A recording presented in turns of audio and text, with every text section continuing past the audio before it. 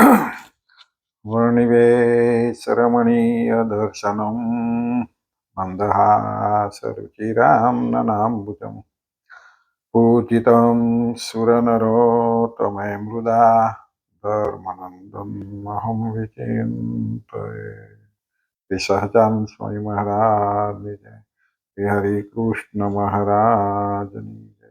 સૌ વાલા ભક્તોને ભાવથી જય સ્વામિનારાયણ, જય શ્રી કૃષ્ણ। આજે આપણે 104 શ્લોક આયા આપણે અને 70મો ભાગ જોઈશું।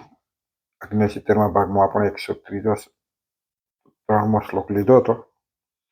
એમાં ભગવાને કહ્યું હતું કે છેલ્લે ભગવાનની ભક્તિ કરવી એ ધર્મે સહિત કહેવાય। ધર્મ કોને કહેવાય ને ભક્તિ કોને કહેવાય એનું આપણે બે વખત જોયું હતું। અને એ ભક્તિ ધર્મે સહિત જ કરવી તો ભક્તિનું ફળ મળે તો મોક્ષ થાય।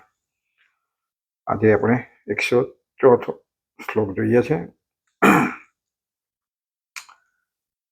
વૈરાગ્યમ જ્ઞેયમ પ્રીતિ શ્રી કૃષ્ણેતર વસ્તુષુ જ્ઞાનમ ચ જીવમાયેશ સ્વરૂપણામ સૃષ્ટુ વેદનમ ઇતિ વેદનમ। એનો અર્થ થાય છે શ્રી કૃષ્ણ ભગવાન વિના અન્ય પદાર્થમાં પ્રીતિ નહીં, એને વૈરાગ્ય જાણવો।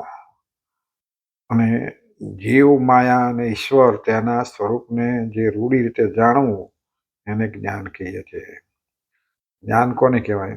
એનું આપણે આગળના શ્લોકમાં જોયું કે ભગવાનમાં પ્રીતિ એને શું કહેવાય? ભગવાનમાં જે પ્રીતિ જોડાઈ હોય એને ભક્તિ થાય। હવે ભગવાન સિવાય અન્ય પદાર્થમાં પ્રીતિ ન રાખે તેને વૈરાગ્ય પણ કહેવાય। વૈરાગ્ય જાણો, જેમાં રાગ ના, વૈરાગ્ય એટલે જેમાં રાગ નથી, મોહ નથી, માયા નથી, એક ભગવાનમાં જ પ્રીતિ, ભગવાન સિવાય બીજામાં પ્રીતિ હોય નહીં, એને વૈરાગ્ય કહેવાય। એટલે અહીંયા આગળ વૈરાગ્યની વ્યાખ્યા કરી પછી જીવ માયા અને ઈશ્વર તેમના સ્વરૂપને રૂઢ રીતે જાણવું એને જ્ઞાન કહે। જીવ કોને કહેવાય, માયા કોને કહેવાય, ઈશ્વર કોને કહેવાય એ સમજીએ બરાબર। અને આ બધું જ્યારે સમજીએ ત્યારે એને ભગવાને જ્ઞાન કહ્યું છે। આપણે આ દુનિયાનું જે બધું મેળવીએ એને જ્ઞાન નથી કહ્યું। આપણે આપણા આત્માના વિશે જાણતા નથી। હું આત્મા છું, આત્મા કેવો છે, ભગવાન કે પોતાના આત્માને લાંબો છે, ટૂંકો છે, કાળો છે, ધોળો છે, જાડો છે, પાતળો છે, કયું જાણતા નથી। આત્મા શું છે એ આત્મા વિશે જાણતા નહીં। આપણે બીજું બહારનું ઘણું બધું છે, આ દુનિયાની રીતે આપણે જીવવાનું છે એટલે એ પ્રમાણે હોવું જોઈએ જ્ઞાન, પણ સાચું જ્ઞાન એ નહીં, એ બધું નશ્વર છે। એમ કે કોઈ મેળવીને કંઈક આ દુનિયામાં જો હજી ટકીશું તો કદાચ કમ લાગે કે નહીં લાગે, પણ આ જ્ઞાન જો હશે તો ભગવાનમાં પ્રીતિ થશે, ભગવાનમાં પ્રીતિ થશે ભક્તિ થશે, ભક્તિ થશે તો મોક્ષ થશે। બાકી બીજું બધું જે દુનિયાનું જ્ઞાન છે એ તો આખરે આપણને બંધન કરતા છે, આપણને પાછું આ દુનિયામાં ફરીથી જન્મ મરણના ચક્કરમાં નાખાવે એવું છે। એટલે સાચું જ્ઞાન તો જે આત્મા પરમાત્મા જીવ માયા ઈશ્વર એમનું જે બધું જાણવું, એના વિશે જાણવું એને જ્ઞાન કહ્યું છે। એટલે મહારાજ અહીં આગળ કહે છે કે અમારા આશ્રિતો હોય તેમણે ભગવાન વિના બીજા પદાર્થમાં જે પ્રીતિ નહીં, અમારા આશ્રિતો એટલે બધા એના માટે છે, પણ ભગવાને શિક્ષાપત્રી લખી છે પોતાના આશ્રિતો માટે લખી, પણ જીવ છેલ્લે તો જીવો સર્વે જીવો હિતાવહ છે, દરેક જીવને હિત કરનારી છે। એટલે જે એને પ્રમાણે સમજે વર્તે, ભલે આશ્રિત ન હોય તો પણ એનું જીવનું કંઈક હિત થાય। એટલે મહારાજ કહે છે કે અમારા આશ્રિત એમાં તો ભગવાન સિવાય એને પ્રીતિ નથી, એને વૈરાગ્ય જાણો કે। અને જીવ માયા તથા ઈશ્વર આ ત્રણના જે સ્વરૂપને રૂઢી રીતે જાણવું, રૂઢી એટલે બરાબર સારી રીતે જાણવું એને જ્ઞાન કહેલું છે, એમ જાણવું।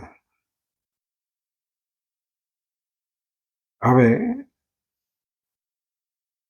સતાનંદ સ્વામી શું કહે છે કે એક જ ભગવાનમાં દ્રઢ અને સ્નેહને કારણે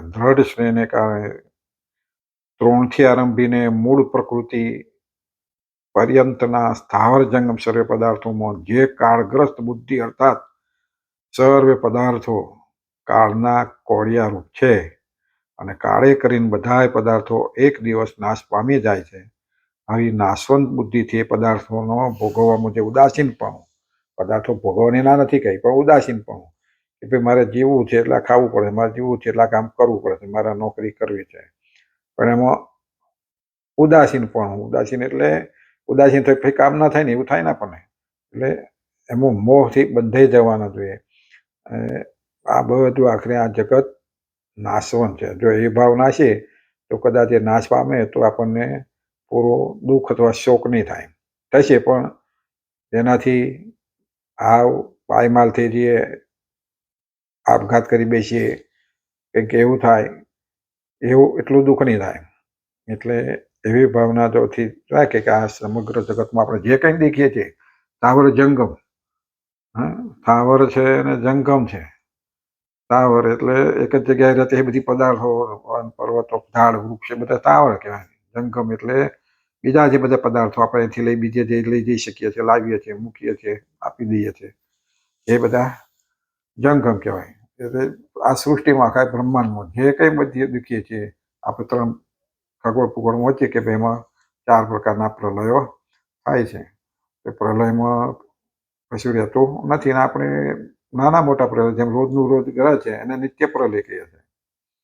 રોજનું રોજ ખરે, પાંદડા ખરી જાય, ફૂલ ખરી જાય, સવાર હોતે અથવા કઈ ખીલી હોય ને હોજે કરમી જાય. એ માણસ જન્મે છે ને મરે છે, એ થોડા ટાઈમમાં બને છે. એવા પરિવર્તનો જે થયા કરે છે અને એમ થઈ જાય છે, નાશ પામે છે, એને નિત્ય પ્રલય કહે છે. તો નિત્ય પ્રલય, પ્રાકૃત પ્રલય, આત્યંતિક પ્રલય, નૈમિતિક પ્રલય. નિત્ય પ્રલય, નૈમિતિક પ્રલય, પ્રાકૃત પ્રલય ને આત્યંતિક પ્રલય, 4 પ્રકારના પ્રલયો છે. ચોથો જે આત્યંતિક પ્રલય છે ત્યારે કે છે આખા બ્રહ્માંડનો નાશ છે. બ્રહ્માંડ જે આખું છે, બ્રહ્માંડના 14 લોક છે. ઉપર વળી ઉપર 6 લોક છે, નીચે 7 લોક છે, 7 પાતાળ કહીએ છીએ. એ બધા લોકોનો નાશ થાય છે. પ્રાકૃત પ્રલય થાય ત્યારે 3 લોકોનો, સ્વર્ગ, મૃત્યુ ને પાતાળનો નાશ થઈ જાય છે. એવી રીતે માણસ આપણે જોઈએ છે અત્યાર સુધીના ઇતિહાસોમાં ત્યાં છે મોટા મોટા રાજાઓ છે, રાવણ જેવા થઈ ગયા, કંસ જેવા થઈ ગયા, મહાન રાજાઓ થઈ ગયા, ભરત જે થઈ ગયા, ભગવાનના અવતારો થઈ ગયા. તો સમયના સથવારે બધા એનો નાશ થયો છે. ભગવાનનો નાશ નહીં થયો. ભગવાન તો પોતે અંતર ધ્યાન થયા છે. આપણે અંતર ધ્યાન નહીં થયા. આપણે થઈને બીજા આપણી જાતે આપણે નહીં કર્યા. ભગવાન તેમની જાતેથી અંતર ધ્યાન થઈ શકે, પોતાની જાતે આવી શકે. જ્યારે આપણે આપણી રીતે જન્મ લઈ શકતા નથી અને અહીંથી જઈ શકતા પણ નથી. એટલે બધાનો નાશ થયેલો છે. એટલે આ દુનિયામાં જે કંઈક આપણે દુખીએ છીએ બધું નાશ પામે છે. એવી બુદ્ધિથી આપણે જોડીએ કે ભાઈ જે વસ્તુ જેની ઉત્પત્તિ છે એની વિનાશ પણ છે, વિનાશ છે પછી ઉત્પત્તિ પણ છે. એટલે થાવું જવું અથવા જન્મવું મરવું એ આપણું છે જીવને. એમાં એવી રીતે દરેક વસ્તુ, કોઈ પણ વસ્તુ એવી કાયમ રહી નથી. કોઈ વર્ષો, કોઈ હજારો વર્ષો, કોઈ લાખો વર્ષો, કે આ કોઈક એવી વસ્તુ હશે કે આ બ્રહ્માંડ રહેશે ત્યાં સુધી પણ હશે, પણ જ્યારે બ્રહ્માંડ નહીં રહે ત્યારે બધાનો વિનાશ છે. એટલે એ રીતે કાળરૂપ, કાળના કોળિયારૂપ છે. કાળનો કોળિયો છે ને, બધા કોળિયામાં બધા સમય જવાના. કાળના કોળિયારૂપ કાળે કરીને બધા પદાર્થો એક દિવસ નાશ પામી જાય છે. અને આવી નાશવંત બુદ્ધિથી એ પદાર્થોને ભોગવવામાં જે ઉદાસીનપણું, એને વૈરાગ્ય જાળવો. અને આવી રીતે પદાર્થો ભોગવતા હોવાથી આપણને વૈરાગ્ય પણ આવે એને, એટલે એમાંથી પ્રીતિ તૂટી જાય. પછી એના માટે આપણે મારે એમ કરવું, એના કરતાં ભગવાનને ના બદલું, ભગવાનના પ્રેમ કરું કે જે મારું કલ્યાણ થઈ જાય. અને એ ભાવથી જ્યારે છોડી દે બધું અને ભગવાનમાં જ પ્રીતિ કરે, પછી એને ખાવાની જરૂર પડે કે પહેરવાની જરૂર પડે તો બધું કરે, પણ એ ભાવથી નહીં. કરવાનું છે, પોષણ માટે જરૂરી છે એટલું પૂરતું કરે, એમાં ભાવ ના હોય તો એને વૈરાગ્ય કર્યો.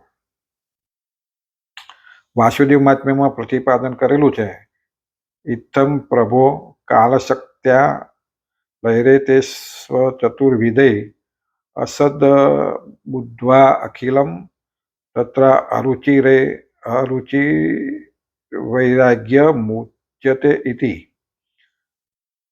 આનો અર્થ એ થાય છે કે આ બ્રહ્માંડનો જે પ્રલયો થાય છે એ 4 પ્રકારના કહે છે. આપણે મેં કહ્યું એમ આ પ્રલયો જે છે 4 પ્રકારના છે. વાસુદેવ મહાત્મામાં બતાવ્યું છે કે નિત્ય પ્રલય, નૈમિતિક પ્રલય, પ્રાકૃત પ્રલય અને આધ્યાત્મિક પ્રલય. આ ભગવાનની કાળ શક્તિ થતા જે 4 પ્રકારના પ્રલયો વડે અસંપૂર્ણ જગત નાશ પામી જાય છે. આ ભગવાનની શક્તિથી, ભગવાનની કાળ શક્તિ થતા 4 પ્રલયો છે. અને જ્યારે આ 4 પ્રલયો થાય છે ત્યારે આ સંપૂર્ણ જગત નાશ પામે. આ જગતથી આપણે દેખીએ છીએ, આપણે નજર આપણથી બધું દેખાય છે.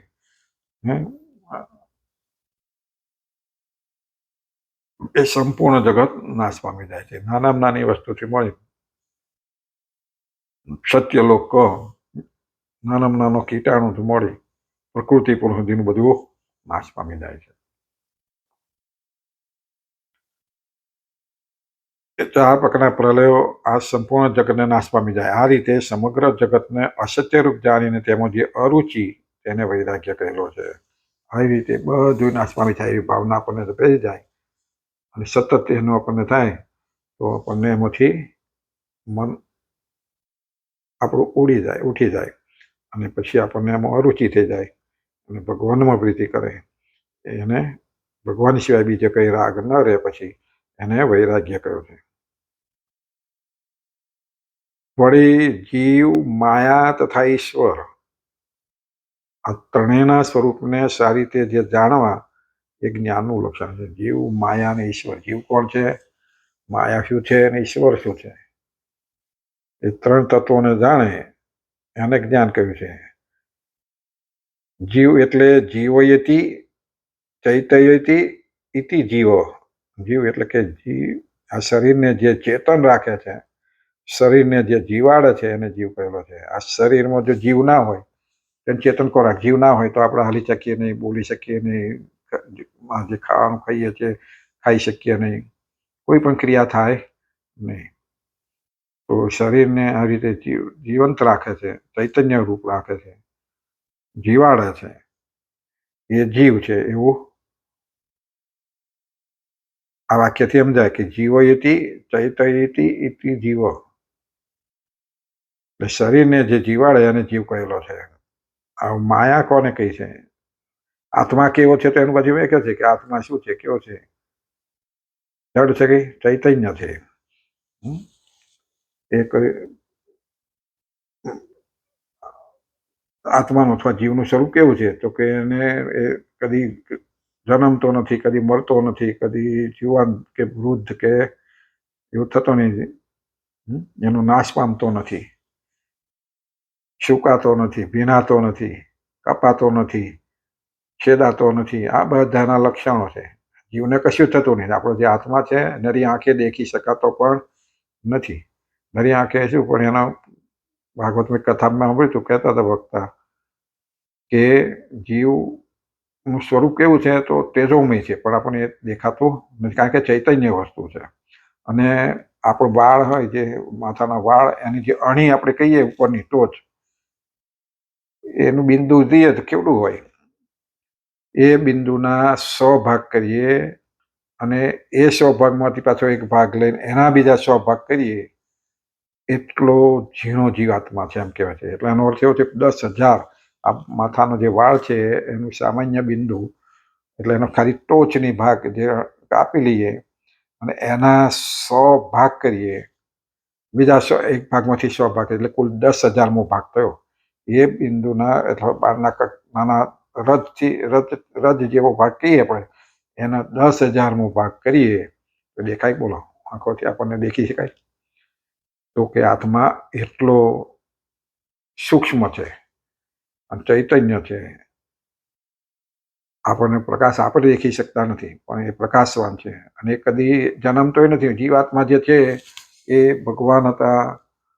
જીવ, માયા અને ઈશ્વર એ અનાદિ છે. જ્યારથી છે ત્યાં ક્યાંથી તો એ આપણે તર્ક કરવાની જરૂર નથી. જે શાસ્ત્રમાં કહ્યું કે અનાદિ છે, એનો કોઈ અંત જ નથી. ક્યારથી છે એવું વિચારવાનું જ નહીં. અનાદિ છે. જીવ, માયા અને ઈશ્વર 3 વસ્તુ, એમાં કોઈ વધારો નથી. જીવ ગણાય છે, માયા એ ભગવાનની શક્તિ છે અને ભગવાન એક જ છે. ભગવાન 2 નથી. જો ભગવાન 2 હતા, 2 ભગવાન હોય તો શું થાય? ભાગ પડે અથવા વડાવડી કરે, જેમ આપણે ભાગ વેચીએ, ખેતરમાં વેચીએ, ઘરનો ભાગ વેચીએ, બધા ભાગ વેચીએ, એમ ભગવાને પછી ભાગ વેચે, કાં તો પછી વડે આ મારું તારું કરે. એ આ જે પ્રકૃતિ છે અથવા તો આ જે બ્રહ્માંડો છે એની સ્થિતિ જે છે થાય છે એની એ ભગવાન તો એક જ છે. ભગવાનના અવતારો પૃથ્વી પર જ્યારે જરૂર પડે ત્યારે અવતારો થાય છે. બાકી અનાદિ ભગવાન એક પણ છે. આ જીવ પણ બધા બદલાતા નહીં. જીવ તો પોતે મારો જીવ, તમારો જીવ, તમારો હોય, બધા એક જ છે, પણ બધા થઈને એક નથી. એ બધા જુદા જુદા છે, પણ એ આત્મા ફરી નવો થતો નથી. એકનો એક જ છે, એક અનાદિ ભગવાનના કાળથી છે. જીવની સંખ્યા પણ એટલી છે. જીવમાં વધારો નથી ઘટાડો થતો. જેટલા જીવાત્માઓ છે, જીવાત્મા આપણામાં જીવ છે એવું નહીં, જીવાત્મા ભગવાને બસ કહ્યું છે કે જે 21 લાખના 4 પ્રકારના જે અંડજ, જરાયુજ, ઉદ્ભીજ અને સ્વેદજ, આમ 4 પ્રકારના જે એ બધા પિંડ, એમાં આ 21 લાખના જન્મો થાય છે.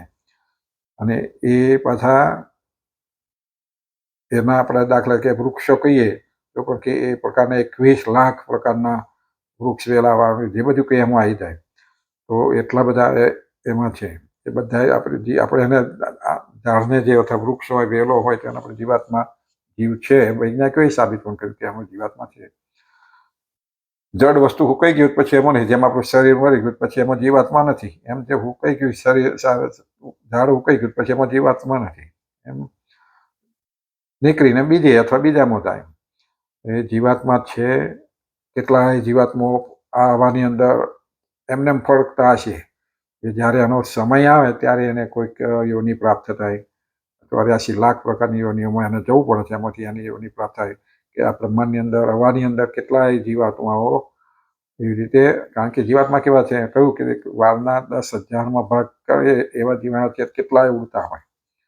એમાંથી ત્યાં સુધી એને ફરિયાદ કરે, એનો ધારો અવસર આવે ત્યારે એને પાછો એ યોનિમાં પ્રાપ્ત થાય, અથવા તો પછી દેવ કર્મો પ્રમાણે દેવલોકમાં જાય, નરક લોકમાં જાય, અને પોતપોતાનું જે કંઈક ભોગવવાનું હોય બધું ભોગવીને પાછો મનુષ્ય અવતારે, અને પાછો ઘણે ટાઈમે મળે ત્યારે મનુષ્ય અવતાર મળ્યા સિવાય ભગવાનને કોઈ ઓળખી શકતા નહીં, ભગવાનની ભક્તિ કરી શકતા નથી.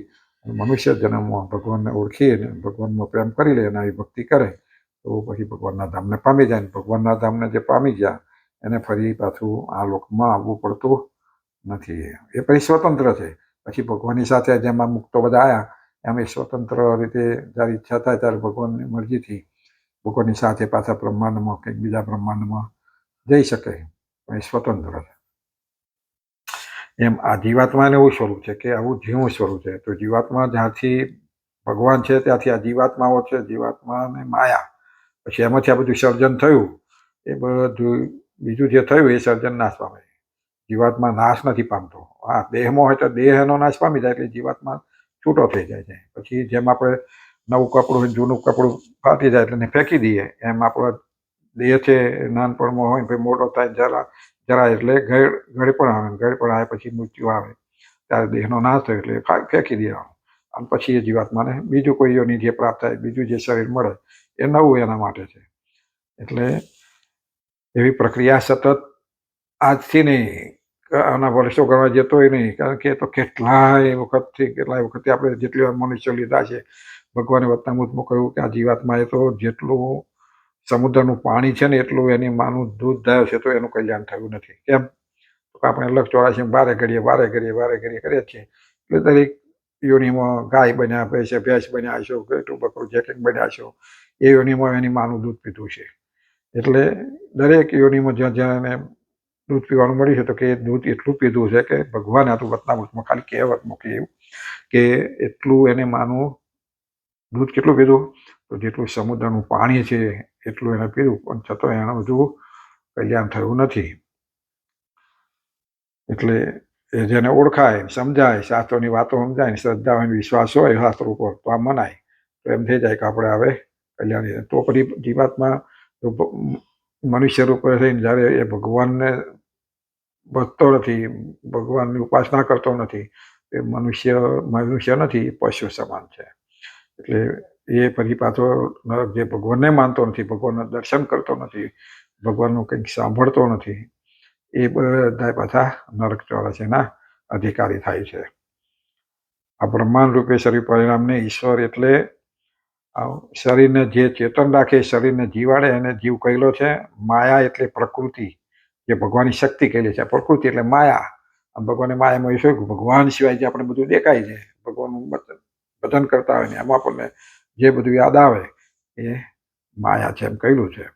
એટલે પ્રકૃતિ આપણે જે બધું જોઈએ છે કરીએ છીએ આપણી એ પ્રકૃતિ છે, એ ભગવાનની શક્તિ છે. અને આ બ્રહ્માંડ રૂપે તથા સ્વરૂપે પરિણામને પામે છે. અને એ આ બ્રહ્માંડ રૂપે તથા શરીર રૂપે પરિણામે પામે છે.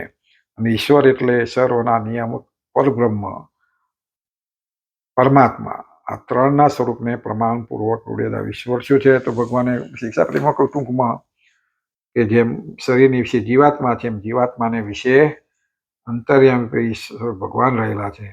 એ જન્મતા નથી, મળતા નથી, કે કશું નથી, એ પોતે સ્વતંત્ર છે. જ્યારે બીજા ઈશ્વર કોટી પ્રકારના છે પાછા. ઈશ્વર કયા તો પાછો પરબ્રહ્મ છે, ભગવાન છે એ ઈશ્વર. બાકી ઈશ્વર કોટીમાં તો જીવ, બ્રહ્મા વિષ્ણુ મહેશ, કોઈ ઇન્દ્ર કો દેવતાઓ કો બધા ઈશ્વર બધા કહેવાય, પણ એ બધાનો આખરે તો વિનાશ થાય છે. અને જે સૌથી પર જે પરબ્રહ્મ છે, બધાના નિયંતા છે, એ ઈશ્વર છે.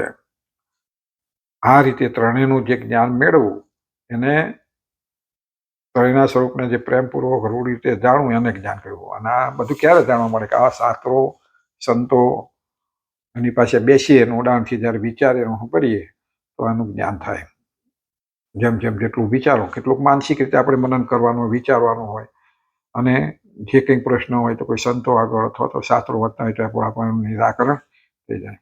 એટલે આવું રીતે બધું જે જાણવું, જીવ ઈશ્વરના માયા એના વિશે જરૂર રીતે જે જાણવું બધું, એને જ્ઞાન કહ્યું છે. આગળ મેં કહ્યું એમ કે આ બીજું બધું જાણવું એનું જ્ઞાન નથી. એ ખાલી આ દેહ પૂરતું અથવા આ લોકની રીતે જ્ઞાન કરવું, એ આપણે જ્યારે જીવતા હોય, સમાજમાં રહેતા હોય, આપણે આપણું કામ કરતા હોય તો એના માટે અમુક જાણવું જરૂરી ખરી, પણ એનાથી આ જીવાત્માનું સારું ન થાય. દેહનું થાય, દેહનું ભરણ પોષણ થાય, દેહનું થાય, પણ જીવાત્માનું ના થાય.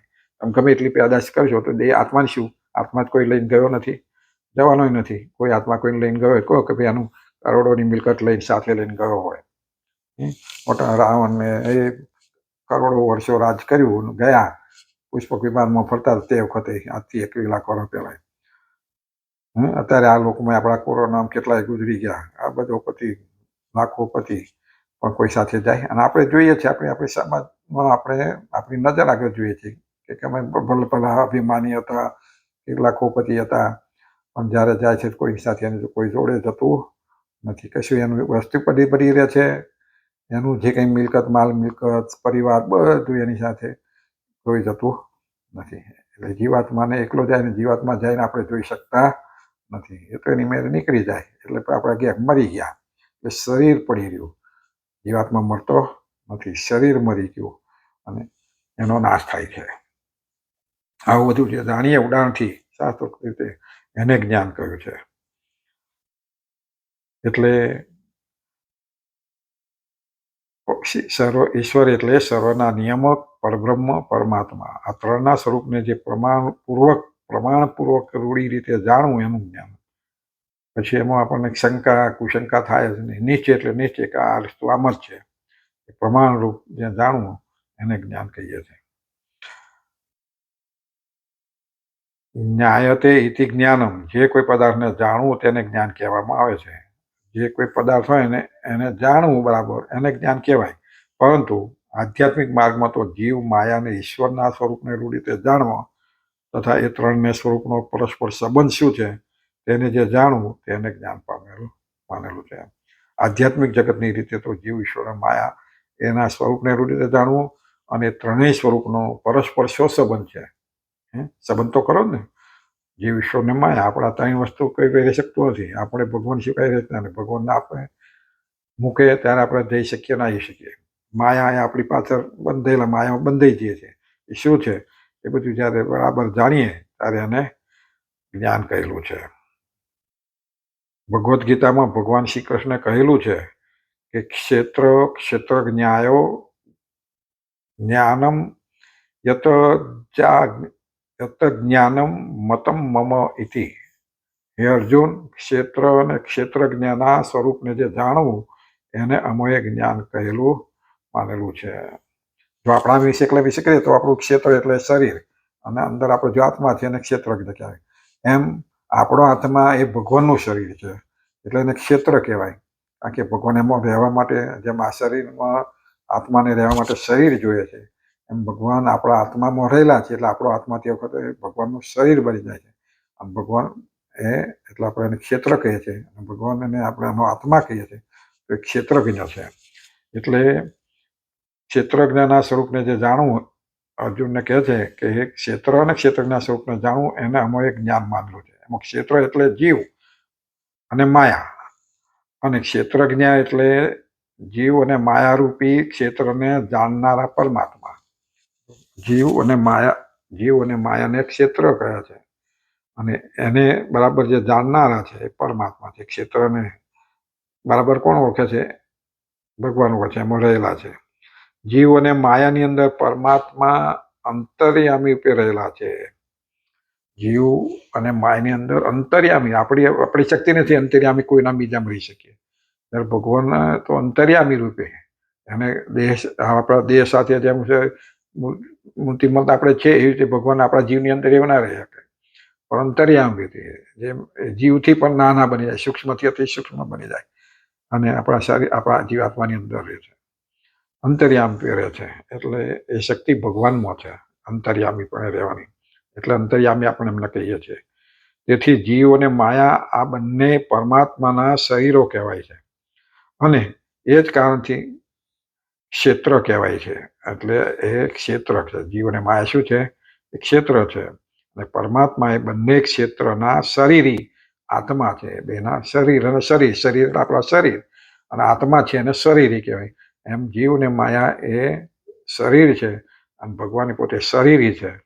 જીવ અને માયા એ ક્ષેત્ર છે, અને ભગવાન એ ક્ષેત્રજ્ઞ છે. આ બંને ક્ષેત્રને જાણનારા છે, માટે પરમાત્માને ક્ષેત્રજ્ઞ કહેવામાં આવે છે. આ બંને ક્ષેત્રોને જાણનારા છે માટે એને ક્ષેત્રજ્ઞ એટલે જ્ઞાન ધરાવતા, ક્ષેત્રનું જ્ઞાન ધરાવતા ક્ષેત્રજ્ઞ કહેવામાં આવે છે. આ રીતે ક્ષેત્ર જે જીવ અને માયા અને ક્ષેત્રના જે પરમાત્મા, આ ત્રણેયના સ્વરૂપને તથા ત્રણેયના સંબંધને રૂઢી રીતે જે જાણવું એને જ્ઞાન કહેવામાં આવે છે. શું કહ્યું કે આ રીતે જે ક્ષેત્ર એટલે જે જીવ અને માયા અને ક્ષેત્રજ્ઞ એટલે જે પરમાત્મા, એ ત્રણેયના સ્વરૂપને જે ત્રણેયના સંબંધને રૂઢી રીતે જાણવું, બરાબર ઓળખી લેવું, બરાબર જાણવું, એને જ્ઞાન કહેવાય છે. એટલે આપણા જીવ માયા અને ઈશ્વરના સ્વરૂપને જે રૂઢી રીતે જાણવું, ટૂંકમાં એને જ્ઞાન કહેવામાં આવે છે. શ્લોક આપણો 104 પૂરો થાય છે. ફરીથી વખત આપણે નવો શ્લોક આજ્ઞા ભજવીશું. સરસ વાલા ભક્તો, આપણે આ વાતોમાં પડે એકલાથી જ્ઞાન આવી જાય એવું નહીં. આમ સાંભળીએ, આ તો સામાન્ય બધું કોઈની પાસે હવે આખું ડિટેલમાં ના હોય તો આ વાત આવી રીતે કે વિડીયોથી અથવા આવી રીતે કથામાં સાંભળવાથી આપણને થોડુંક જ્ઞાન થાય. આવું તો જાણતા રહીએ તો જ્ઞાન થાય. બીજું આવું આપણને મળતું હોય તો વાંચવાથી જ્ઞાન થાય, અને વાંચ્યા પછી એના વિશે થોડુંક મનોમંથન, થોડુંક વિચારીએ તો એનું જ્ઞાનનો પ્રકાશ થાય. એટલે આવું સાંભળીને થોડુંક વિચાર પણ કરવો જોઈએ. ભક્તોને ભાવથી જય સ્વામિનારાયણ.